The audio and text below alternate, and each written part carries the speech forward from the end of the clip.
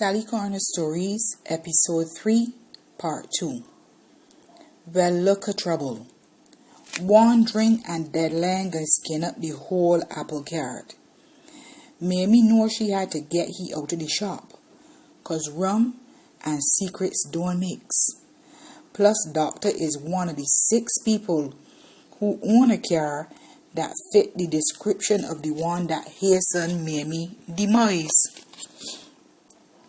So Maymie duppy ease up on deadline and lock off his throat and hold it till he pass out in a chair and the men start to laugh. That is bare rum talking.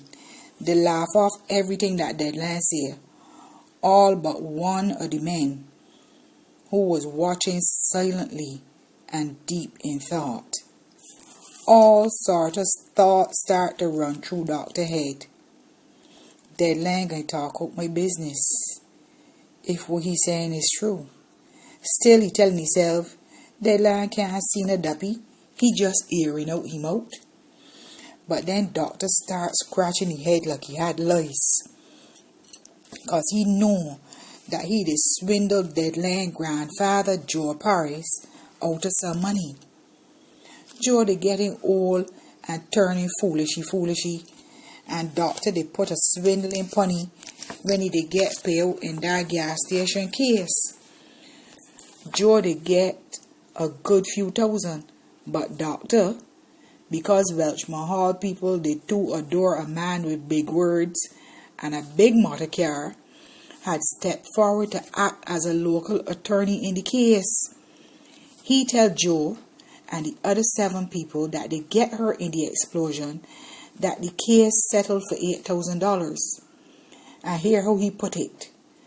I'll be getting $1,000 apiece for each of you. He say he want nothing for his work because he like to make sure that people don't get unfair. All that time, Deadline grandfather and the other 7 never know that the settlement was really $8,000 each. Doctor satisfied himself by telling himself that them won't know what to do with that kind of money anyway. Next thing you know, who step in the shop but Coop Moat Kittle and call for a pint and a half of the one-eye man. Well, look at the mighty Doctor, Coop Moat declared. What happened with you? Well, you look like you know see a duppy or something. Doctor face changed color again. Now he looked like he going dead. Everybody looking at he and Deadline did no start to catch himself. Doctor, they thinking fast, and he tell he, You stupid! What happened? Nothing wrong with me. I had a glass of bad rum just now and it offset my blood pressure. Now the shop was in an uproar, 'cause them hear how Dan Broom does stretch the rum with raw cane syrup water, and it could give you the trots if you drink it too fast or if you drink too much. Quick saw Dan Brown get stone cold vex, and he ordered the tail out his shop, but not fast enough before Coop Moat Kittle shout across the Doctor and said, Oh yeah, I now remember, my cousin Fitzroy tell you to bring the car outside the morning about 6:45. You see, get the right paint and you can lick back the bumper, 'cause it looked like you did hit a cow. He said a man looking to make a offer upon it when it done fix, if you still want to sell it. Doctor start to get dark eyes. He getting bad feels like he would pass out. I make arrangements with your cousin Kittle? You so malicious. Me and he ever had any talk? There's a little dent that did want fixing every sense. In fact, I'd buy that car with that dent. Quick saw Deadline mouth fly open. He ain't know where the words come from. You lie, Doctor, you lie. You buy that car brand new with the money you swindle out of my grandfather and the rest. Doctor they quick to answer. Boy, you believe that story? I win that money fair and square from your grandfather. Maymie down in Deadline ears again telling he to ask doctor about the rest of the people money. So Deadline start to feel confident. Up on his toes, he ranked right up in doctor face. The good book say, woe is he who robbed the fatherless. Doctor, you are a robber and a thief. You is a dishonest man. It got to be you who let down Maymie. You get away with robbing my grandfather but time longer than twine. They're going to find you out. Boy, you are an idiot. An uneducated fool, doctor said. I don't have to stand here and be insulted by the likes of you. Deadline started to jump up like a madman in the road, wagging his finger like the great Carew. They does run to night catch it. Every pig got his harder. You could hide and buy land, but you can't hide and fork it. The higher the monkey climb, the more he show his tail, and too smart does dead at one smart door. Boy, the night's revelations were just too much for doctor. He hands like they finally come home to roost. All of the secrets he tried to keep locked away were now coming out. Doctor walked swiftly down the road to Highland where he lived. He couldn't drive because the car was damaged. The police looking for the car, and he couldn't be seen on the road with it. The police was looking to find out who hit Maymie. Muttering to himself, he said, well, she don't pay a road tax. What right she had on the road so late? I didn't even see she. The car only give she a little clip. I couldn't stop because I know it in damn brown shop. Every time I go in there and I get a little sweet, some foolishness does happen to me. I don't see why everybody making such a big issue over this. Maybe they soon going dead anyway. All sorts of foolish thoughts came to his mind as he took a long walk home. I know that idiot Deadline trying to get me locked up. I had everything covered, everything did work out. Nobody ain't see me.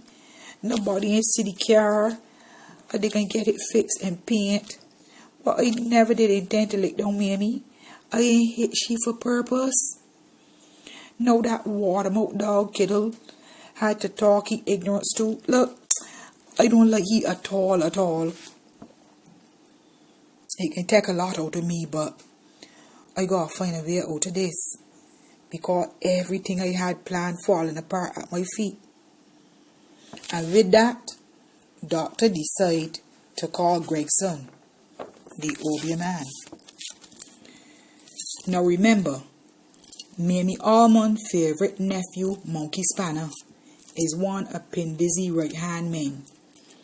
And Monkey Spanner was real distraught about what happened to his dear aunt. For their morning, doctor walked down to Gregson in Dean's village with the usual commitments. Gregson listened carefully to Dr. Desires and he recommended that he invest in a new portion that he was there brewing. You see, he get this recipe from Obia Grand Poobar in Suriname, who said that a dose of this portion with a specially woven coat of silken spider webs would allow the user to walk any time or day or night unseen by the police or by anybody he considered an enemy. What Gregson didn't tell doctor is that he and Pendizzy is cousins, and Pendizzy does look out for he people. This is not a joke portion, Gregson assured, and it don't cost 3 cents. $3,000 will be the fee. If you're able to pay the fee, you're able to get it. And doctor quietly weighed his options.